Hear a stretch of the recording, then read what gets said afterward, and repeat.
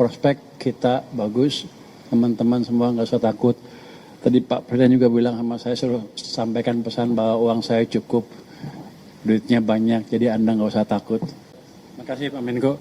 Saya sedikit aja, nggak 10 kayak Pak Gub tadi, 2 aja, 10 Pak. 7. Saya 2 aja mungkin. Yang pertama dari angka pertumbuhan ekonomi tadi yang keluar hari ini 5,61, itu kita diskusikan dengan Bapak Presiden bahwa kita memang sudah bisa membalik arah ekonomi. Dulu kan sebelumnya 5,39, sekarang 5,61, dibanding sebelum-sebelumnya 5 atau di bawah 5 sedikit kan. Jadi ekonomi kita sedang mengalami akselerasi. Itu yang tidak disadari banyak orang sehingga orang agak takut dan keluar dari pasar modal. Kan saya kemarin bilang serok aja. Kalau mereka ikut mesti nanti ke depan akan untung banyak. Tapi jelas ekonomi sedang menuju pertumbuhan ekonomi yang lebih cepat dan akan kita jaga untuk ruang kedua dengan berbagai kebijakan, koordinasi dengan Bank Sentral juga menjaga sistem kondisi likuiditas, dan juga kita akan memberikan stimulus tambahan ya Pak Menko ya ke perekonomian yang nggak lama lagi akan diumumkan, ya mungkin 1 Juni akan mulai jalan. Yang kedua untuk memperkuat nilai tukar, kami juga akan menerbitkan bond dalam panda bond di Cina dengan bunga yang lebih rendah sehingga kita tidak tergantung terlalu banyak ke dolar lagi. Jadi diversifikasi kita akan lebih baik lagi ke depan. Jadi prospek kita bagus, teman-teman semua nggak usah takut.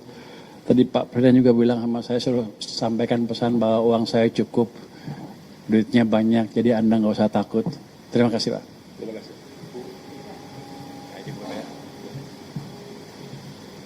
Terima kasih Pak Menko, yang saya hormati Pak Menko, Pak Gubernur BI, Pak Menteri Keuangan, Pak Ketua LPS, dan tentu saja rekan-rekan semua yang saya hormati. Selamat malam, Assalamualaikum warahmatullahi wabarakatuh.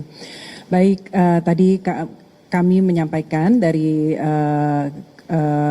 forum tadi, pada intinya kalau dari kami menyampaikan mungkin concern dari yang tidak disampaikan oleh Pak Menko tadi terkait dengan pasar modal. Dapat kami sampaikan kalau teman-teman lihat terjadi outflow ya, karena memang saat ini kondisi dari faktor geopolitik dan geoekonomi secara global, di mana tentu kalau dari the Fed higher for longer, makanya pada outflow. Namun selama kita yakini fundamental kita baik ya, kita harapkan ini akan bisa berbalik. Namun demikian dapat kami sampaikan bahwa setelah market event yaitu yang dicetuskan dari semenjak akhir Januari kemarin dari MSCI, dapat kami sampaikan bahwa seluruh hal-hal yang menjadi concern dari global investor terkait dengan transparansi dari pasar modal Indonesia, di mana data dari 1% pemegang saham sudah kita buka, kemudian granularity dari data dari 9 klasifikasi menjadi 39 sudah kita sampaikan secara sangat granular. Kemudian ultimate beneficial owner juga sudah kita sampaikan, dan juga satu lagi terkait likuiditas yaitu untuk free float di atas 15% dengan stages yang kita sampaikan. Nah kemudian kalau kita melihat bagaimana perbaikan-perbaikan ini tentu menimbulkan implikasi ya.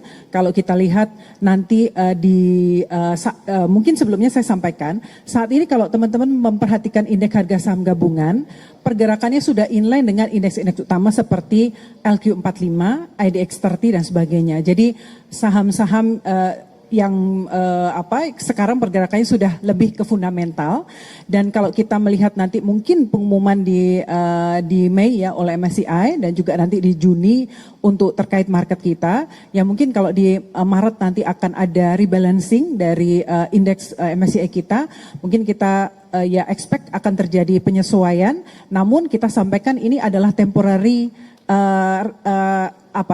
dampak temporary dari perbaikan yang kita lakukan, seperti short term pain gitu ya, tapi harapannya ke depan akan semakin baik secara fundamental, dan kita harapkan ini akan semakin baik karena kita terus memperbaiki, contohnya untuk pendalaman pasar. Teman-teman kalau melihat angka, jumlah investor di pasar modal kita dalam 1 tahun tuh naik sekitar 5 juta SID. Jadi kita pendalaman pasar, bagaimana investor domestik kita tingkatkan supaya kalau terjadi gonjangan di luar tetap lebih stabil untuk market kita.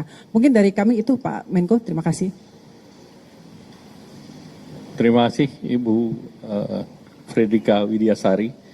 Yang terakhir terkait dengan regulasi devisa hasil ekspor sumber daya alam.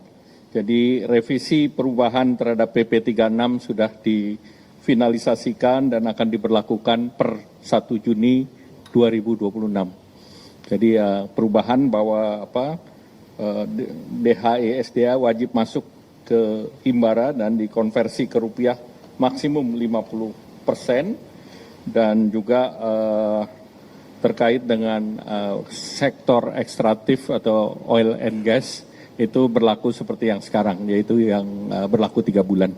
Baik, cukup. Ada pertanyaan?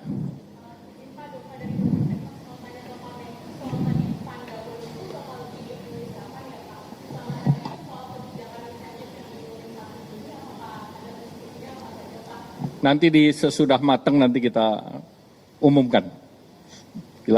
Lagi digoreng dulu. Cukup ya?